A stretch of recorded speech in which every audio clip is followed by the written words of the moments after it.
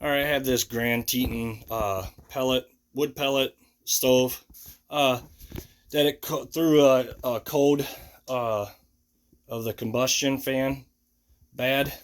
I think it was E5, I thought it said. Which if you're looking at the stove, you go to the left hand side. We're going to take this panel off here, which I'll show you because that's what happened to mine. First off, we want to definitely unplug the machine. So unplug it so you know it's not gonna zap you. I'm gonna have to unhook my pipe and I might pull my stove out to give me a little more room so I can work. As you can see, it's a little tight over here. So here's the part number of the blower. That's what this looks like. That's what we'll need because this is the exhaust and combustion fan. So when it says it's combustion, it's both. Then it's pretty much went bad. If you go back behind your stove on the right hand side, if you're looking at, there's a big plate here. There's your serial number right there that's stamped in. You can look at that and get your part ordered in, or you use the blower fan. All right, so to get this panel off, there's 3 screws here that we take off, which you can use a Phillips screwdriver, or I'm assuming these would probably be like a 10 millimeter, 8 millimeter socket. I'm just going to go ahead and use a Phillips.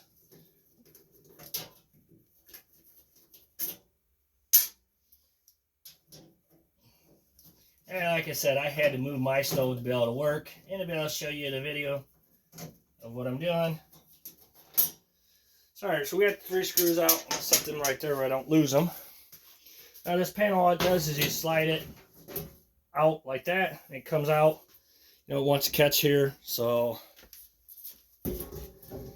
and as you can see, this is your combustion exhaust fan.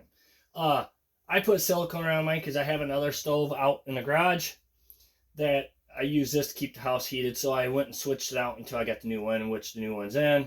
So I might have to struggle getting this silicone off here, which you can use silicone. But the new one came with a new gasket, so that's kind of nice. All right, so there's 4 wing nuts. One here. There's total of 4. There's one all the way in the back you probably can't see. So go ahead and take them off. They should come out by hand. If not, you can grab a pair of pliers, you know, to twist them off, to get them to come off. You see how they look, what they are. Nothing fancy.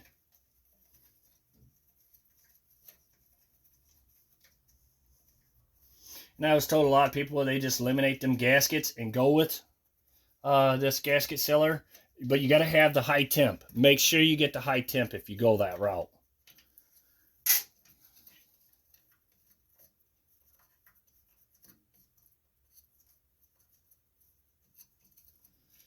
All right, so we got them off. Which I'm going to have to go get a screwdriver to be able to pry it up. I'll be back. Sorry, I got a flathead screwdriver. And all I did is I went pull on it. You want to be careful where you don't go too crazy with that. Because that fan in there, well, your old one, I guess, don't matter. That fan isn't very strong. It's pretty flimsy. You can see. All right, so now make sure you don't, make sure you get the right, when you unhook your wires, make sure you don't get them mixed up. Your yellow is one by itself. These, make sure you got, see, I know which one this one is because it's got a twist in it. So I'm just make sure the twisted part goes out to rehook it. You see it's unhooked now, pretty easy. Here's the new one. So we're going to go ahead and get that hooked back up. My twisted one goes on the outer end. Because as you can see, both coatings, so number 2 and number 2. I would say it probably don't matter which one goes where, but I want to make sure it stays the same.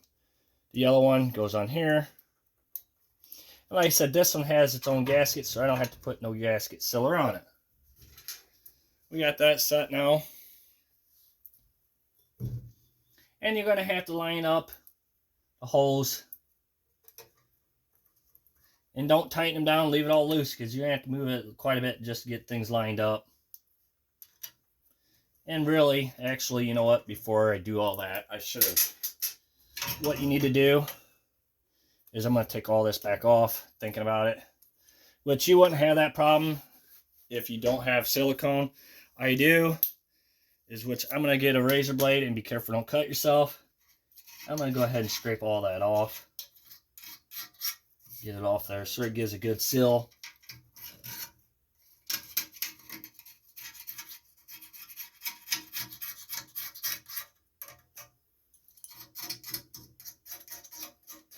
And you know, if you want, you could like get a little baby zip tie one of these where you know which one is which.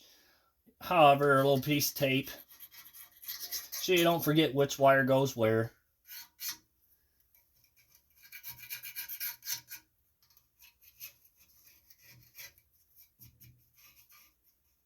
Alright, so I got that pretty clean now. I'm going to go ahead and get them wires hooked up.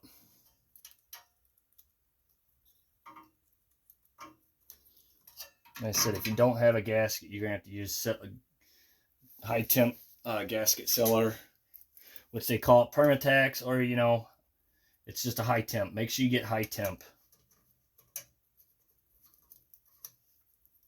And all you gotta do is line these up. Last time I fought trying to get the other one in, trying to line everything up.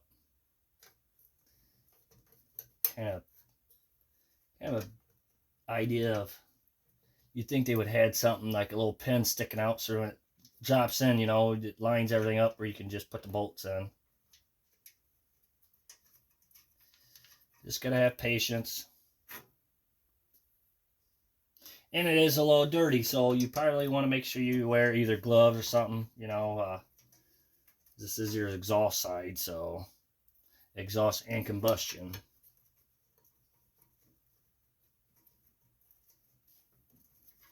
And once you get them all four started, go ahead and you can get them tightened down.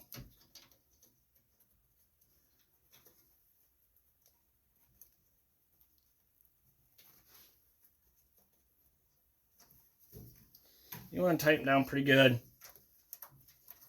You know, if you don't think you get it tight enough, grab your little pair of pliers and tighten them down really tight.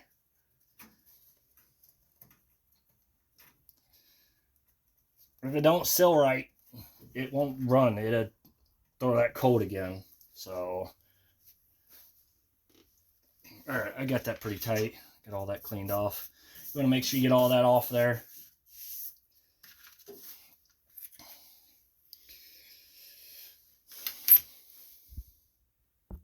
So while you're here too, it'd be a good idea, you want to blow this out. You know, vacuum all this up if you want. Mine's not too dirty. I've only ran it for about 5 days. That's when that fan went bad, so I had one ordered in.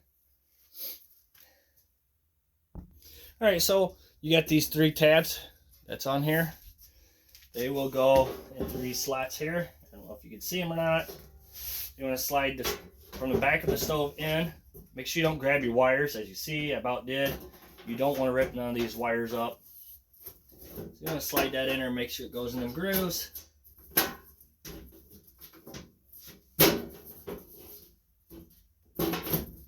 Just like that.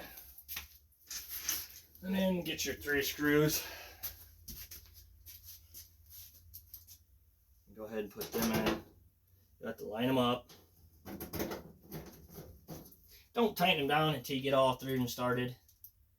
Usually it makes life a little easier.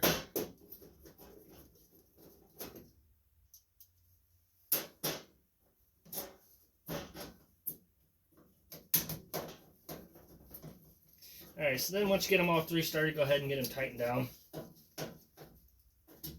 Don't over tighten them because they strip real easy.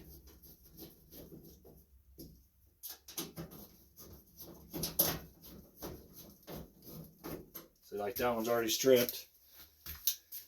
Alright, well there you go. Thank you for watching. Please subscribe.